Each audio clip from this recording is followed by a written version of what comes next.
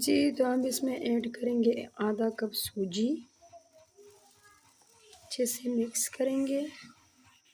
देखिए सूजी से ये दानेदार और मज़ेदार बन जाएगी। हम गुड़ ऐड करेंगे, मिक्स करेंगे।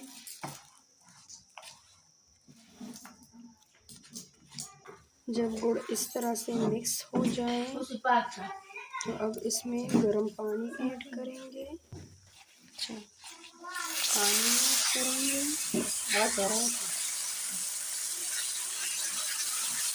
जी, तो देखिए माशाल्लाह थोड़ा सा पीनट ऐड करेंगे, अच्छे से मिक्स करेंगे।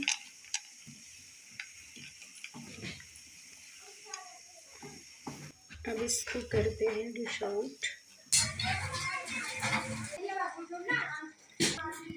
जी, तो कैसी लगी रेसिपी? अगर रेसिपी अच्छी लगी हो तो प्लीज़ लाइक करें, सब्सक्राइब करें, अपनों के साथ शेयर करें और मुझे कमेंट ज़रूर किया करें। जी, तो इसी के साथ दीजिए इजाज़त। अल्लाह हाफ़िज़।